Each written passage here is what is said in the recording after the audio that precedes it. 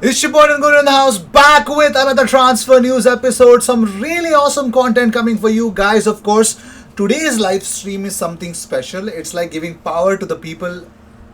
Yeah, kind of. It is like giving power to IG Army fans. IG Army, yes. It is like you guys can actually how exactly it's going to be, because of course I'm going to be sharing the link of my live with you guys. So whoever is interested, hit me up on Instagram. Follow me on Instagram and Twitter, or Twitter. Send me a DM either on Twitter or Instagram. And what I will do is, for you guys, I will be sending you a link, and you guys can definitely be a part of the show. Which means that you will be, we will actually talk of football in a single frame. Yes, it'll be awesome. Please join me if you can, of course. But before, Instagram and Twitter is very much important, so that you guys can actually reach out to me via a DM. Don't forget, 5:30 p.m. Indian Standard Time is the timing. I would love to have more and more IG Army and, of course, a lot of football fans discussing football, because we're going to talk about, of course, Manchester United lose to Sheffield United, a draw of Chelsea, the new era, or rather, I wouldn't even say an era, a temporary period of Thomas Tuchel at Chelsea, and of course, the main match. The big reason that we are going to talk about is Arsenal versus Manchester United coming up tomorrow, I guess. Yeah, I think tomorrow um, may not be the game. No, on Saturday. I'm sorry, on Saturday. So we are going to talk about that as well. So without any further ado, let's just jump into the news that we got here, because we literally wasted a lot of time about it. So Josh Doig. Now, if you don't know about this man, that's completely fine, because I'm trying to give you more update about that. Celtic, Arsenal, and Chelsea are closely monitoring the progress of Hibernian left back Josh Doig. The 18-year-old Edinburgh-born defender has attracted attention from a host of clubs after a number of impressive displays since making his first team debut last August. Now he's contracted to Hibernian until 2023 and has represented Scotland at under 18 level. He made his 19th appearance of the season for Hibs in last Saturday's Betfred Cup semi-final defeat against St Johnstone. Celtic are not looking for a left back in this transfer window, but they could make a move for Doig in the summer. Now, Doig was given a 6-week break from first team duties before Christmas and returned with an energetic performance in the defeat to Rangers on Boxing Day. He has been ever present since and produced a man of the match display in a 2-0 win over Kilmarnock on January the 16th. So he is really trying to be, he's impressing a lot of clubs, I'm pretty much sure, but Arsenal, Chelsea, and Celtic are all in for him. Moving on, let's talk about, as I already I promised to you guys that I will be bringing up a video wherein I'm going to talk about Martin Odegaard's stats, ladies and gentlemen. So let's talk about Martin Odegaard. So Martin Odegaard had created 62 chances and had an XA, a total of 6.8 in La Liga during 2019-2020 season, ranking in the top 5 for players aged 21 or under within the top European leagues for both categories. He is a wonderful creator. Let's just delve into the things that we got here about Odegaard, because you can see the chances created aged 21 or under. Trent was first, Dejan Kulusevski was second, Jadon Sancho, then there was Sandro Tonali, and after that it was Martin Odegaard. If you don't know how to pronounce Odegaard, there's a video of that on Arsenal Twitter. His pronunciation is Odegaard.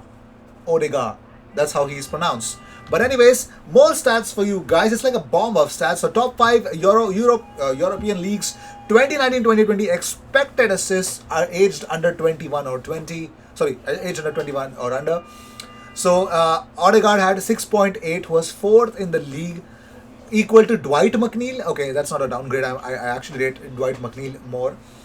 Jadon Sancho, Kylian Mbappe, and Trent Alexander-Arnold. That is an unreal. That's a very good. That's a very good feat. And Stat Performs possession value framework measures the probability that the team in possession will score during the next 10 seconds and can assign credit to individual players based on their positive and negative contributions on the ball.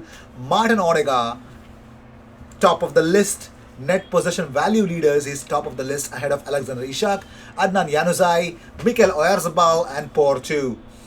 Unreal, because Odegaard was the most impressive Sociedad player in last season with regards to the net PV, as Stats Perform AI innovative manager Tom Reynolds explains.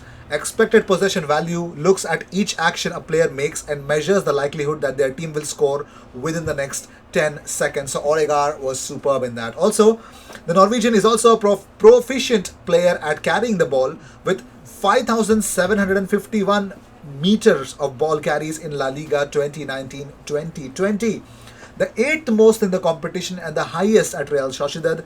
The 22-year-old on 40 ball carries.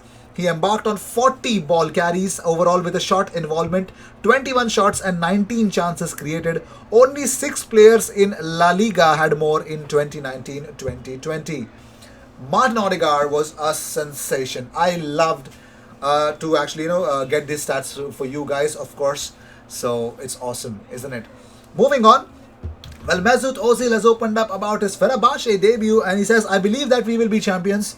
Fenerbahce always plays for the title. This is a club I love very much. I will do my best and I hope everything will be fine. All the best, Mesut, for that. I am hearing Saturday he's going to have a debut. Lovely. Love to hear it.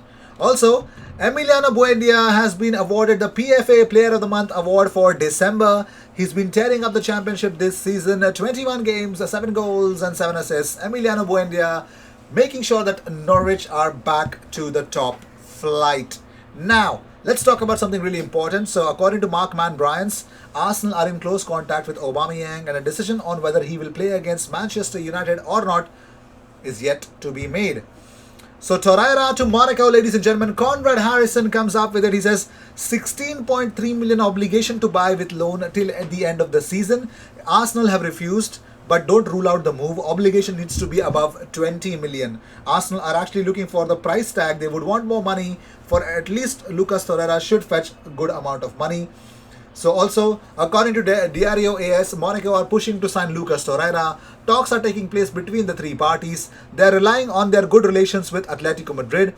Atleti would prefer not to let the player go, given their small squad. Edu wants Lucas Torreira to receive adequate game time for the remainder of the season and has a contact with both Monaco and Atleti. Atleti will have to agree to terminate the loan. It's only then that this thing can happen because they are the first employers of Lucas Torreira. Also, we have some really awesome and a difficult thing to talk about. Tony Adams has given out warning to Mikel Arteta over the burnout of Bukayo Saka. So Tony Adams has warned Mikel Arteta that he's risking Bukayo Saka being burnt out. He says, I had a very good coach, Don Howe, one of the greatest English coaches of all time, and he knew when to take me out and put me in. Arsenal can't afford that because these kids are our best players. I think Arteta's going, just go and play, but you have to watch that. You really do. You'll get burnt out, your form will drop, your confidence could go. At the moment, Saka is going on to the football pitch and just playing.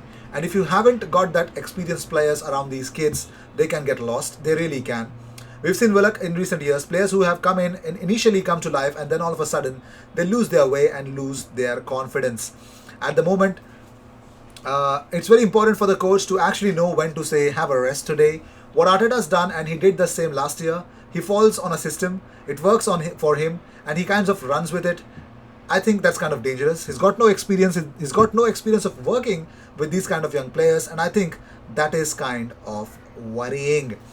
Well, he clarifies himself, Tony Adams. He says, don't get me wrong, I think Arteta is wonderful and he's going to be a top coach. I just prefer someone experienced in the camp, whether it's a sports director or an assistant. After playing the system we did last year and winning the FA Cup, it put a lot of plasters on the system of play, and it took 10 or 15 games before he's gone to a back four. He's got round pegs in square holes. We talk about Odegaard again because Arias Outsada actually tweeted out yesterday that Martin Odegaard will have his first full training session with the Arsenal squad on Thursday after the team had a day off Wednesday. He is fully fit and in contention for Saturday's squad against Manchester United. Inclusion will depend on how he performs in the training next 2 days. So here's the big update of Pierre-Emerick Aubameyang. He shared this on social media. He says, hey guys, thank you so much for all the messages and calls over the last few days. My mother is going through some health issues and I had to be there for her. She's already much better now and I will be back home tonight. I'm more than grateful to the doctors and nurses helping her get through this. And of course, thanks to my Arsenal fans for the love yesterday. I'm more determined than ever to keep our momentum going. Thank you all again.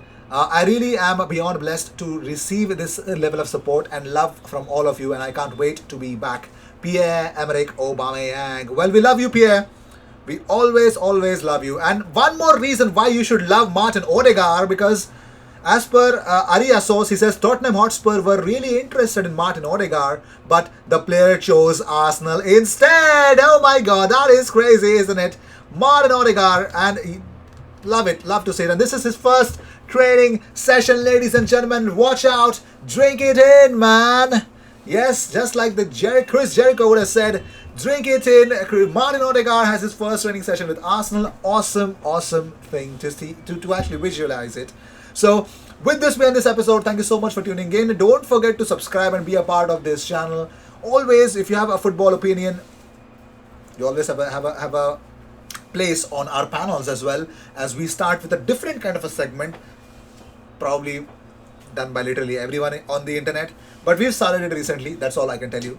So yes, a lot of Indian fans can definitely join in, and also a lot of international fans. Anyone who wants to be, just hit me up on Instagram or Twitter, DM me, and of course I can definitely give you a place on the panel, and you guys can express your opinions of everything that you feel about Arsenal or any other club that you support. Cheers. I will see you in the next one.